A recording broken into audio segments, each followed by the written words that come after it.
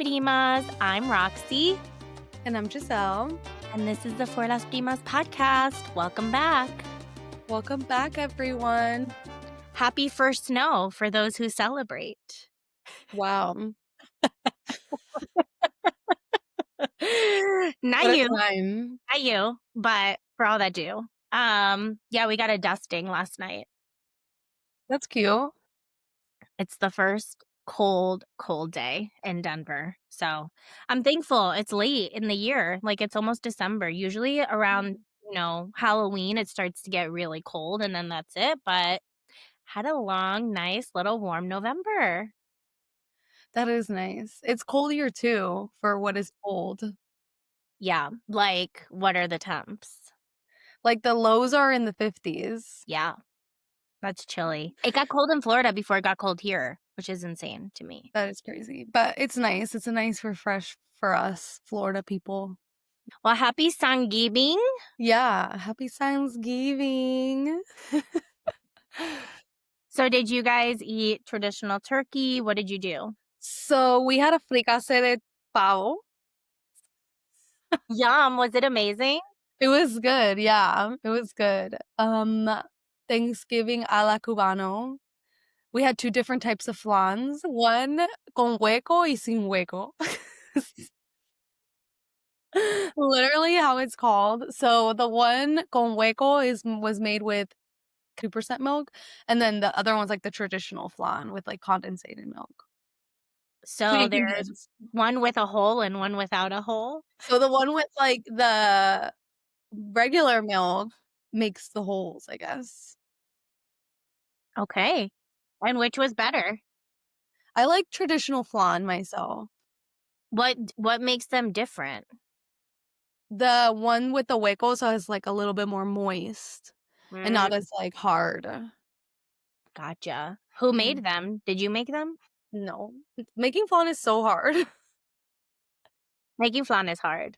Mhm. I don't know anybody our age or our generation that's straight up making flans for parties. Oh, yeah. Like, what's gonna happen with the abuelas? They're too old to make them. I don't know if I'm gonna take on the flan challenge. It's a challenge. So my abuela tita used to make the flans all the time, and now, like, she can't, but we never learned.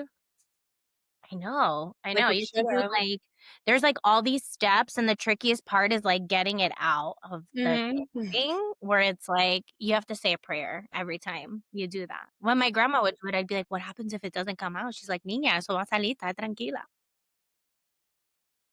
I want the confidence of my abuela Mima making flan, doing anything in life, really. What did you guys make? We did traditional turkey, and then we made mashed potatoes, and after I had already started drinking too much wine, I made my green bean casserole and I overdid the onions, so I was a little bit bummed about that, but we had a very traditional American dinner. It was just me, my husband, my little one, and my mom, so we didn't wanna make so much food because then who's eating all that food later? I don't want a bunch of leftovers. Personally, I don't love having a lot of leftovers. Yeah, I don't like it either. But we were traditional in that all day while my mom and I were cooking, we had salsa blaring and parranda navideñas playing, and we danced, and, it was a good time. It was a good time. Small but mighty crew. Mhm. My mom usually makes the turkey, and she didn't make the turkey this year, and so then my sister's like, "This is such a sad Thanksgiving because we're not really cooking." My mom would be in the kitchen all day making the turkey, and she wasn't. I was making, like, something que inventé ahí with sweet potato. Oh. So my mom has been here for a couple of weeks, and it's been really nice. I mean, I just feel like Hispanic moms they Mhm. just take care of everything. Right now, she's out there I'm recording in my son's room, if you can't tell by my background, but she's out there just cleaning, and, like, not even she's just like, "Vete pa'l cuarto que I'm gonna clean." I'm like, "Okay, who am I to deny you the right to clean my house if you" Yes. But it's been so, so nice. Yeah, my mom came to clean my house too. And I'm a cleaning lady, and I just wanna say, like, the amount of shade my mother has thrown at this cleaning lady is insane. She's just like, "Ella no te lava tal cosa," and I'm like, "No." Oh, She's like, "Tú le tienes que decir que limpie esto. Ella no te oh, hace esto. You have to tell her to do this." I'm like, really overthinking whether I need a whole new cleaning lady after this trip that she made to tell me, like, it's all the critiques of this cleaning lady. oh my god. So when my mom came to help me clean, my mother-in-law was like, "I can't believe she did that."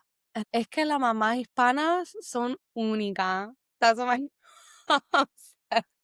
I'm like, but it's so true. Like, I just feel like our moms would do that. It is so true. And I wonder, are we gonna do that for our kids? I was just thinking, I'm like, am I gonna be that mom? I just don't know yet. Jury's out. Jury's out. Maybe, I don't know.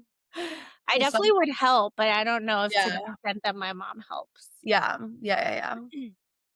Um, because they're very sacrificial, Latina moms. I felt that way last night. So my son so scared at night sometimes. So he'll like wake up if he hears something. And like I said, we had like snow flurries. So it was really windy outside last night. So he woke up 2 or 3 times. And finally I'm like, come into bed with me. That is the ultimate sacrifice as a mother, to have your 5-year-old sleep with you, your 4.5-year-old sleep with you. My kid is big. My kid is punching. My kid is like, so all night I was like holding him to protect myself and to just get him to get a few hours of sleep, and my Mhm, husband too. And I was like, wow, I wonder how many times my mom did this shit for me that I don't remember that she did. Cause it's a mhm. sacrifice being a mom.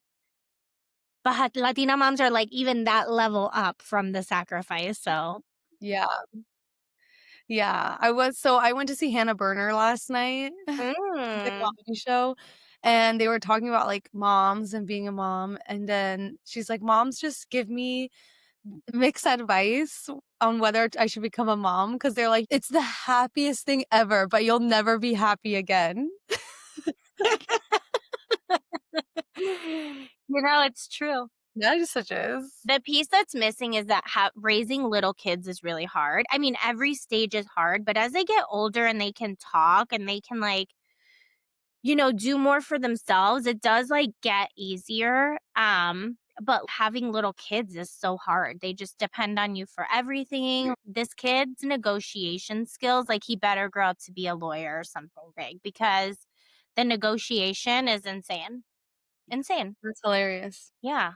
I'm like, "Listen, we're gonna read 1 book tonight." He goes, "How about 4?" I'm like, Oh. "What? How did we get" "No, 1 book, it's late. 4." He's like, 2 books." I was like, "Okay, Oh, fine, I'll read 2 books." He's like, "Okay." I'm like, "That was an wow. aggressive negotiation," and, like, people will come for me and be like, "Oh my god, like, you have to have boundaries and, like, set boundaries," but also, like, what is it to read another book? He's only gonna be this little once and want me to read Yeah. him once, you know? But anyway, Latina moms are definitely the next level, and I appreciate all of it. And I hope that I can live up to be just a little bit of that. Yeah, for sure.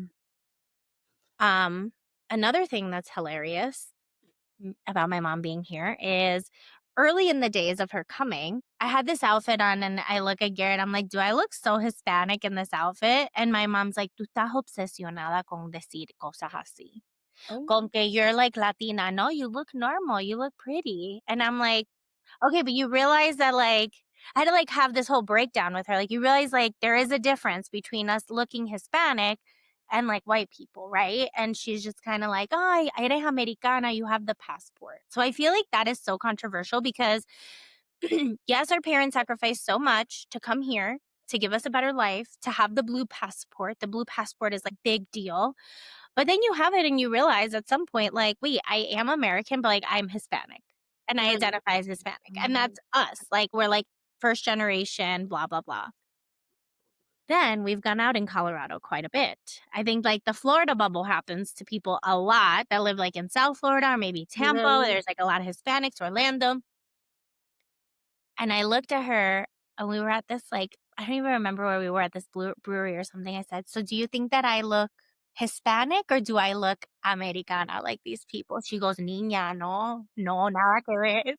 So so that was just, like, a funny moment where when you live in, like, a city and, like, the bubble of a city, especially, like, South Florida, where it's so Hispanic, you, like, don't realize what white people are until you go somewhere where there's actually white people, and you're like, "Oh, we're Mhm. Hispanic." Oh my gosh, it's funny that you bring this up because I was watching the Selena documentary. Have you seen it? Yes, so good. And so my mom was talking about how, she didn't really speak good Spanish because she was born here, and, like, I remember that about her. She just didn't speak that good Spanish, and then she's like, "It's hard because she probably feels like she can identify with the Mexican with the Mexican people, but then she comes here and everybody's like, she's Mexican." And I was like, "Wow, mom, I have a podcast where we talk all about that." It just took Selena for her to get it. It takes a different person that's not us because when we talk about our own identities, they're just like, "You're all spoiled." Like, that's all they can ever say about us. "We gave you the best life. We were the best mothers." And it's like, "Guys, this is not what we're talking about at all." And my mom has also mentioned to me, like, "Oh, because" it might have been when we were at your house. When we were at your house, she goes, "Because all you guys do is talk about us on your podcast." I'm like, "Have you even listened to the podcast?" Like, yes and no. Yeah. Like, tampoco. The whole, like, politics behind identity and our idea with this podcast and just, like, creating a space, like, they don't understand why there needs to be a space because they've only lived in predominantly Latino areas, and, like, Mhm. then the American people that they do encounter are used to being around a lot of Hispanic people.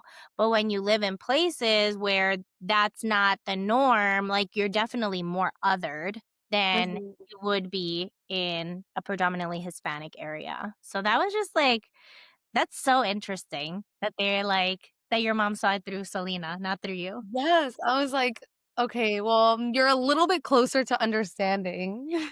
She's like, "Ni de aquí ni de allá." I'm like, "Literally." Literally. She had a bone to pick with Selena's dad. My mom too. I watched it with her and she's like, "Ese tipo es un descarado." Why did everyone hate the dad so much? Well, basically, she was saying he was just making them work, like, their whole life they were making them work. And I was like, "Well, you missed the part where he talked about how he couldn't get a job and all he knew was music, so then he went to music." Like, you missed that part. But also he created the big one of the biggest superstars of her time. Like, if she wouldn't have been shot, then she would have been so big today, you know? Like, Yeah, he was totally, totally. so he did that. And the same with, like, Carol, G's dad. Like, we can Mhm. feel however we want about Carol, but the dad was behind all of it, like, pushing her, and it takes a level of discipline if you wanna make it. We Yeah. were sure we never had that discipline. It was never gonna be us, but They would have been like, "Niña, por favor, dude, I ponte a estudiar." ponte a estudiar. I remember when I played the alto sax in band, Wow. and I practiced at home one time, never again. My mom's like, "Niña, ¿por qué tú estás tocando eso? Why are you playing that instrument? That's I don't know if that's for you." And I'm like, "It's my 3rd week." Yeah, oh my gosh. "Roxy, why are you such a perfectionist?" I don't know. Yeah. Hmm." But also with the Selena documentary, another thing my mom was telling me is that there's all these conspiracy theories with Yolanda Sandoval. Mm. She's like, they were saying that she slept with her or that she was in love with her or Oh my something. god. I'm like, "What?" My mom said something like she's like, "Something was going on there, algo raro, because why were they in the hotel?" I'm just like, That's what she was saying. I She's like, don't "That's not the full story." can we just cancel Telemundo and Univision? They're feeding these people the most Oh my gosh, so info we watched the Macy's Thanksgiving parade through Telemundo, and and I never watch it through there. I was like, "I didn't know." I didn't watch it this year. It was actually pretty good. Was it? Do you, like, sit and watch it, or do you watch it while you're cooking, Yeah, or we have it on while we're having breakfast. Nice, nice. Um, Topic change. I loved the Lily Allen album, and I've told, like, so many people about it, and they also love it, and the tea is so good. The And I tea. watched Stranger Things, and I'm just like, "Hopper, Right? I'm like, Hopper, literally, I can't even look at you, sir. Hopper." Ugh, I wanted more for him. I'm like, "You're sick, actually." Like, I tried to watch episode 1, and then I fell asleep, so I gotta go. I gotta dedicate time. Is it not for you, you think? Or were you No, I tired? like it, and just not at night, you know? Yeah. I mean, nothing at night. Put a TV in front of me after 7 PM, I'm asleep. I'm snoring. Yeah, What's your bedtime? like 10. 10. Is that late? Yeah, for Okay. me. I'm like a Like 9 o'clock girl. oh, okay. 8:30, 9 o'clock. Whoa, wow. Have you done any Black Friday shopping? Yes, I did a little bit, but only small businesses. I didn't do any Amazon, any, like, big box stores, but, like, we needed humidifiers, so I, like, waited to buy it then, and then I needed more cartridges for my water filter, so, like, very Yeah, adult purchases. yeah. So I've been obsessed with this app called Whatnot. Okay. Oh, this is what you were I don't understand this. Yeah, okay, it's bad, but basically, people have channels where they sell things, everything, like anything and everything. It's all by category. But me, I'm on the beauty channels, and people just have, like, wholesale, like, beauty skincare products, that they will bid. They'll put a face cream or something up for auction, starts at $1, and you have, like, 20 seconds to bid on this thing, and you'll get it for, like, half the price of what it is on the store, basically.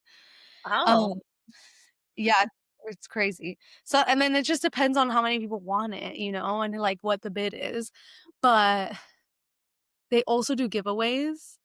It's a live stream, like, somebody's, like, live streaming, and so then it's live bids, and then there's a giveaway, and then the giveaways happen every 10 minutes or something like that. There's just a giveaway. So then but you have to be in there to, like, win the giveaway. So you have to, like, stick around, and while you're sticking around, then you end up fucking buying things. This sounds like a trap. It's such a trap, but I won a couple giveaways. So then Like, you're like, wait, "Oh, I'm winning. Let me just keep, like, doing this." what do you But do for the giveaway? You're just in the live stream and they choose a name? yeah, they choose a random person in the live Mm. stream. So one of the guys that I was watching last night does, luxury resale, and he gives away some luxury resale in the giveaways. So that he does some good ones. I'm like, "I don't even know how you're doing this, but okay." Like Louis Vuitton bags kind of vibe or what? Yeah, but not the bags, but, like, the wallets. He'll give away the wallets, and then, like, he was doing a lot of Dior yesterday and, like, jewelry pieces he'll give away too. Well, we know why he does it, because luxury brands are all a scam. Yeah, yeah. They're all They're cheap. all a scam. It's all a scam. But, you know, at some point, he has to pay.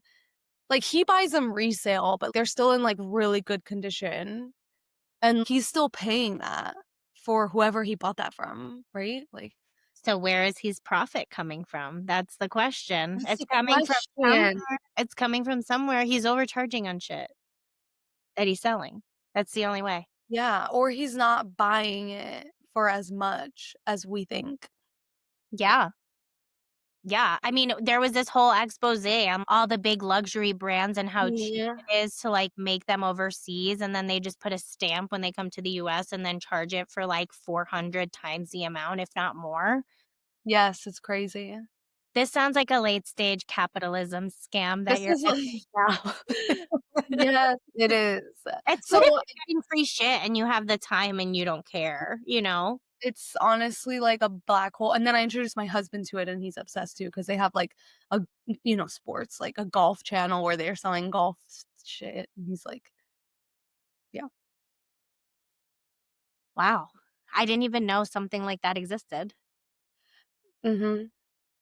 I'm on the opposite side of the spectrum, which this is hilarious to do with my Hispanic mom, but I've been trying to see, like, what are, like, sustainable crafts that I can do with Max of, like, things that I have around the house or, like, winter things, like, we had a lot of pine cones, so I harvested our pine Oh, cones. nice. I made dehydrated oranges. I used an egg crate. I had a couple egg crates that I was saving, and I'm making, like, little trees to make a little garland. Oh, nice. So that's the side of it all that I'm at. That is the And opposite spectrum. I know I've been really anti-buying this year. That was like a big thing with all of the boycotts and like the political side of it.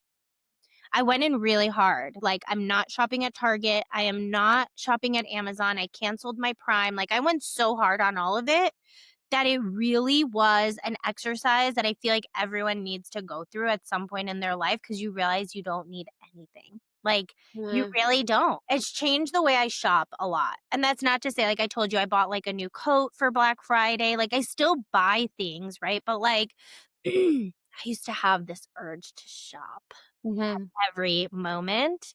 And I feel like I have sedated that through finding other things to do.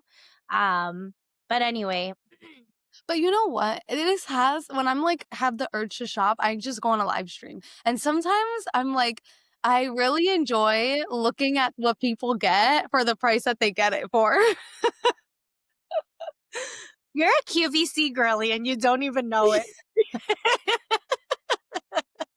Like, watching these people like, there was a one that I found that had, like, vintage Coach, vintage Dooney& and Burke, like, I'm talking, like, 80s, Mm, and I was like, "Oh my god, these finds," like, they found it at the thrift store, and yes. they probably just, like, did some rehab to the bags because all this leather you can rehab, and then now they're selling it for so much money, and sometimes I just see people buying things and getting them at a steal, and I'm like, "You go, girl, that was good." I'll even comment on the screen, "Congrats."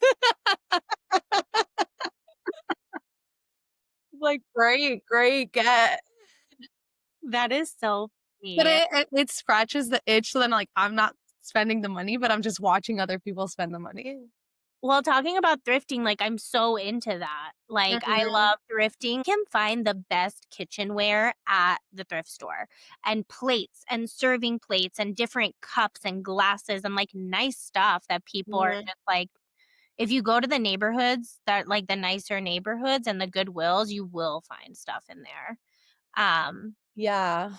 that's very not our moms, right? Like our parents are very like we buy new. I think that's part of like the coming to America mentality. And so like we were coloring these egg crates yesterday and my mom's just like this is que trabajo da esto. For I'm like mom, the point is the journey. The point is like Yeah. sitting here together and like painting these little egg things. It's not that we're making this like transformative beautiful decoration. Like it's not about it being fancy. It's about just like the time that we're like sitting and using our hands and doing something. She didn't get it. Also the thrift stores. Like we went to Goodwill and she kept telling me like we need to buy new Christmas lights. Your lights are like tan fundia, whatever. And I'm like, okay. So we go to Goodwill and they had a bunch of lights. I went and plugged them in. They all worked, 199 per thing. And I Perfect. was like, we're getting these and I'm getting these bowls and I'm getting the serving plate. And I bought a serving plate just for the turkey. And I don't regret it. It was beautiful and it was $3. Perfect. Yeah. But, like, being sustainable is, like, a new world for my mom. She just doesn't get it.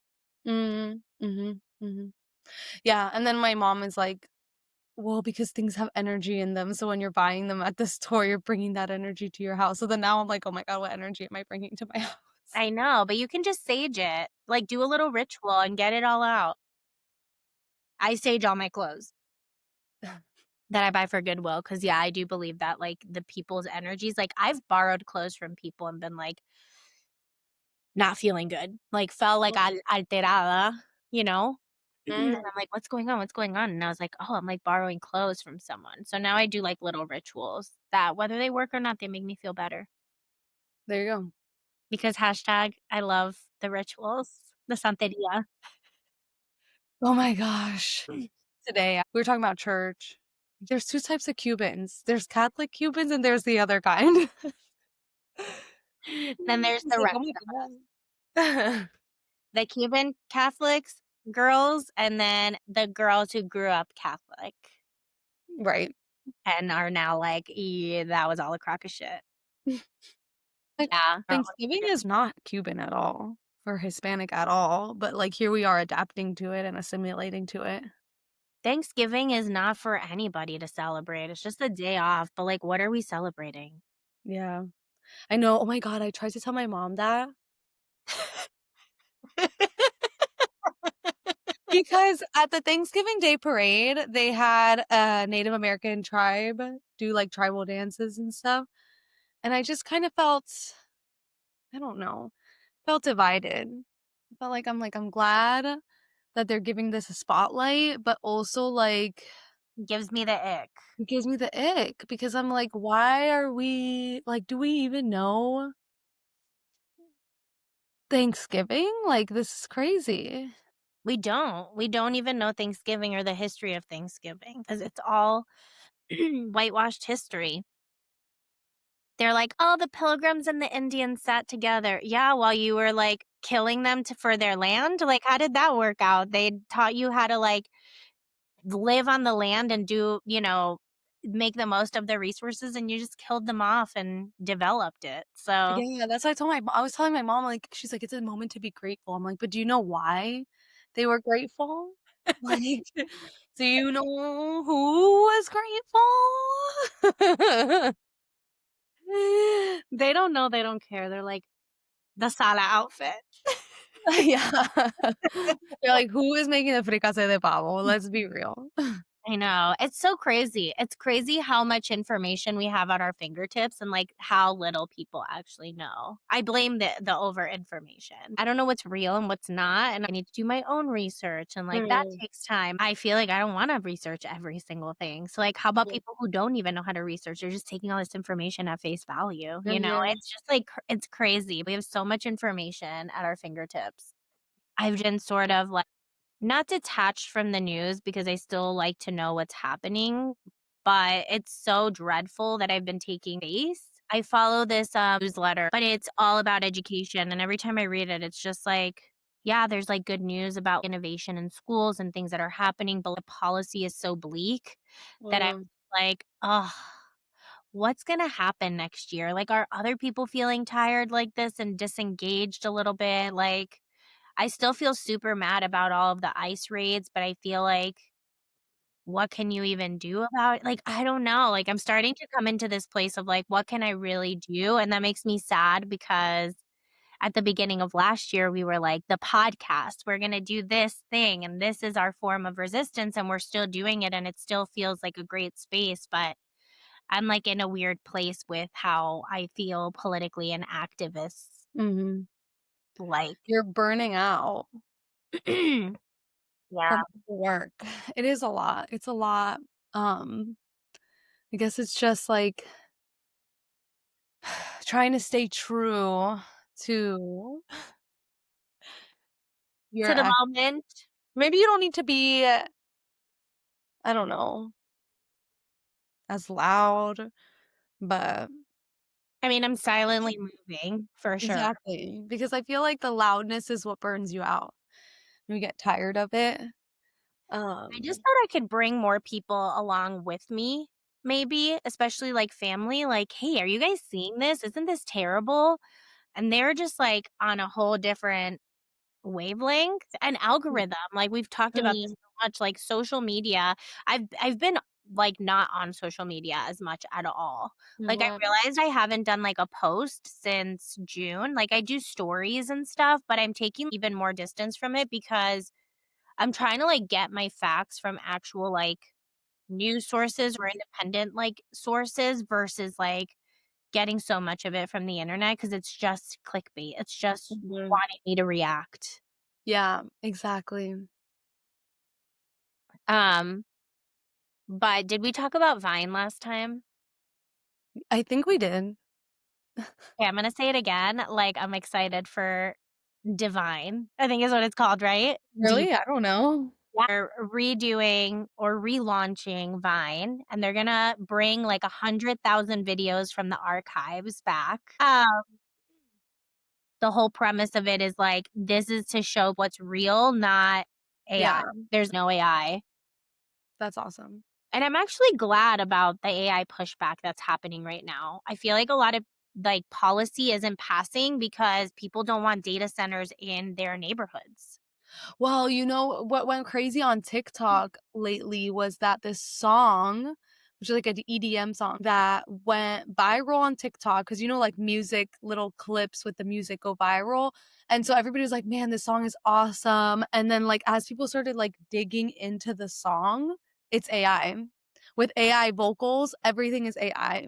And so then everybody that started coming out and being like, you guys, this is AI, this is crazy. Like, don't support this anymore, like, don't support this song. It was a person who made the song, but he used all AI, he re-recorded the song with a different vocalist, and now everybody's like, "It's not as good." But yeah, it's crazy. Then there was this other video of this guy being like, you know, "AI is cool and everything, but what's gonna happen when the art and everything that we do that's art-based, like read books, listen to music, when you can't even tell if it's AI anymore. So you can't have that decision of like, am I gonna listen to this or read this book? Because you're not even gonna know. He's like, that's Oh, just that's so terrifying. Mhm. I also feel like critical thinking skills. Critical thinking skills are just going out the window. Like, sometimes at work, will, like, go to AI and be like, "Help me create this message, blah, blah, blah." And other times I'm like, "No, I'm just gonna do it myself. It's gonna take me 2 seconds just to do this," you know? Or, Mhm. like, what do I think about this before I ask AI what it thinks about this and have it build on my idea, but I can see where people can use this super mindlessly, and it's very dangerous, like, so scary. Totally. So I'm excited for Vine. It I'm not anti-AI, but I'm not pro AI either. Yeah, I think it needs to be used correctly, and needs to be used as a tool and not as, like, everything you do. Mhm. Like, it should just be an extra, you know, like, we have textbooks, like, that should just be another resource. It shouldn't be you can't function without it. I just see it so clearly that it's such a manipulation tactic, AI, all of it. It's Mhm, like getting people to think less for themselves. It's the same mhm, thing when devices came out. They want people to just sit there scrolling, not really know what's going on. mhm, Like Steve Jobs. Steve Jobs was the first one to say, "I would never give my child an iPad." Okay, mhm. then why are you creating programs for kids? Why is, like, so many iPads in our education system? Like, what? Then what are we doing here, you know? Anyway, I have a lot of opinions. This could be its own episode, but, um, just starting to get people thinking a little bit more about it. I would love to know what any primas out there think about AI, how they're using it, what they love about it, what they hate about it. We can Mhm. make that an episode. I'd be interested to dig in. Yeah. But anyways, well, I miss you and happy Sangibing and Thanksgiving. until next time, primas. We'll talk to you soon. Bye.